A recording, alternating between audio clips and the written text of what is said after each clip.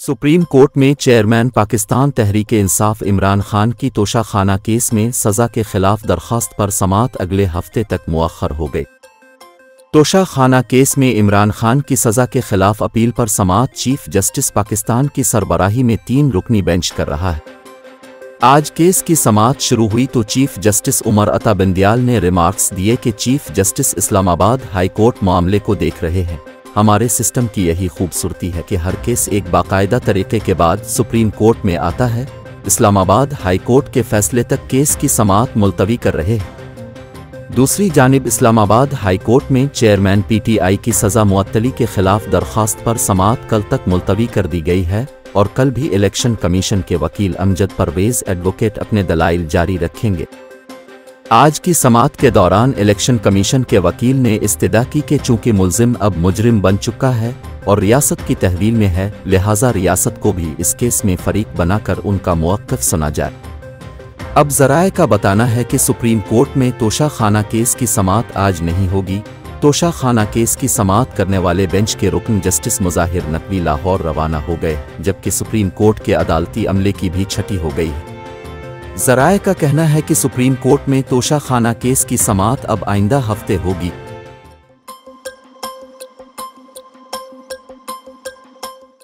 मुल्तान में हज़रत बहाउद्दीन ज़िक्रिया के उर्स पर शाह महमूद कुरैशी के भाई मुरीद हुसैन कुरैशी ने भतीजे ज़ैन कुरैशी को झाड़ पिला दी। मज़ार में मुदीर हुसैन कुरैशी की भतीजे ज़ैन कुरैशी को झाड़ पिलाने की वीडियो भी सामने आई, जो कि सोशल मीडिया पर वायरल हो गई। मुरीद हुसैन को एतराज़ था कि ज़ैन ने उनके आने से पहले दरगाह को गुस्ल देने की तकरीब कैसे शुरू करा दी, जबकि मुरीद कुरैशी ने ज़ैन के लिए नाज़िबा अल्फाज कहे और दरबार से निकल जाने का कहा, जबकि इस दौरान ज़ैन कुरैशी खामोशी से खड़े रहे। वाज़ेह रहे कि दरगाह को गुस्ल गुद्दी नशीन शाह महमूद कुरैशी ने देना था, लेकिन उनकी गिरफ्तारी के बाइस उनके बेटे ज़ैन कुरैशी ने गुस्ल देकर तकरीबात का आगाज़ किया।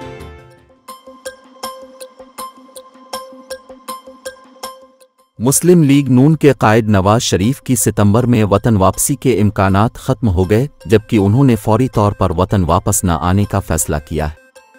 ज़राए के मुताबिक साबिक़ वज़ीर आज़म नवाज शरीफ और शहबाज शरीफ की मुलाकात में सितंबर में वतन वापसी न करने पर इत्तेफाक किया गया, जिसके बाद नवाज शरीफ की सितंबर में वतन वापसी का इम्कान ख़त्म हो गया। इलेक्शन फरवरी 2024 में होने की सूरत में अक्टूबर और नवंबर में वापसी की तजवीज़ सामने आ गई। नवाज शरीफ का वतन वापसी पर लाहौर में लैंडिंग करने का फैसला भी किया गया। ज़राए का कहना है कि नवाज शरीफ और शहबाज शरीफ की बैठक में आइंदा की सियासी हिकमत अमली और मुल्की सियासत के मुस्तकबिल पर गौर किया गया।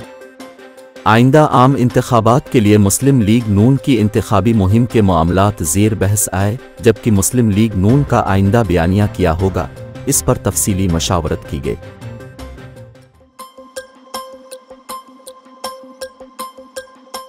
Chief election commissioner Sikandar Sultan Raja से पाकिस्तान में अमरीकी सफ़ीर डोनाल्ड बलून ने मुलाकात की।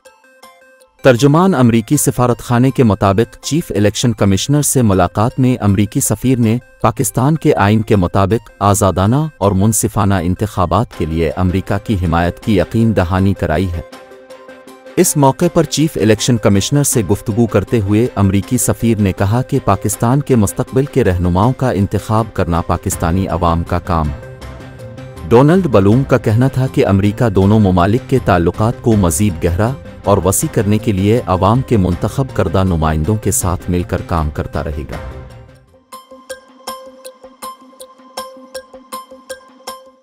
सुप्रीम कोर्ट ऑफ पाकिस्तान में बरवक्त आम इंतखाबात के इनेकाद के हवाले से दरख्वास्त दायर कर दी गई। बरवक्त आम इंतखाबात के इनेकाद के हवाले से दरख्वास्त वकील बाबर हमीद ने सुप्रीम कोर्ट में दायर की। दरख्वास्त में वफाकी व सूबाई हुकूमतों और इलेक्शन कमीशन को फरीक बनाया गया है। दरख्वास्त में अदालत से इस्तदा की गई है कि मुश्तरका मुफादात काउंसिल के 5 अगस्त को होने वाले इजलास को गैराइनी करार दिया जाए। दरख्वास्त गुजार ने इस्तदा करते हुए कहा कि डिजिटल मरदमशुमारी और हल्का बंदियों के मामला को आइंदा हुकूमत पर छोड़ा जाए। इलेक्शन कमीशन को 90 रोज़ के अंदर इंतखाबात के इनेकाद का हुक्म दिया जाए। फरी फहर इंतखाबात के इनेकाद के लिए तमाम हुकूमती मशीनरी को इलेक्शन कमीशन की मुआवनत का हुक्म दिया जाए। दरख्वास्त में मजीद इस्तदा की गई पंजाब और KP के निगरान वज़रा आला की 90 रोज़ की मुद्दत ख़त्म होने के बाद के इक़दामात को गैर आइनी करार दिया जाए।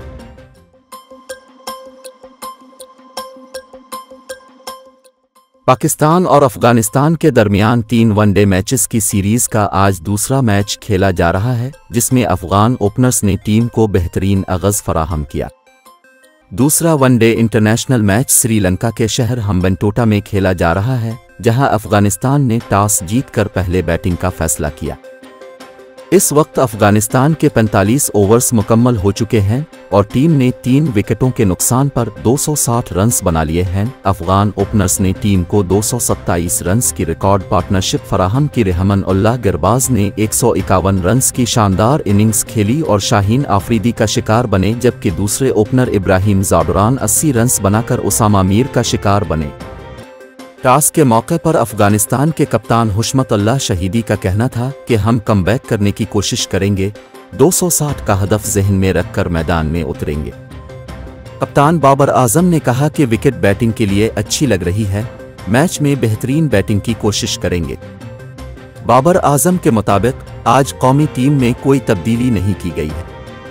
पाकिस्तान ने पहले मैच में हरीफ टीम को आउट क्लास करते हुए 142 रन से कामयाबी हासिल की थी। पहले वनडे के हीरो हारिस रऊफ रहे, जिन्होंने सिर्फ 18 रन्स देकर 5 विकेटें हासिल की थीं।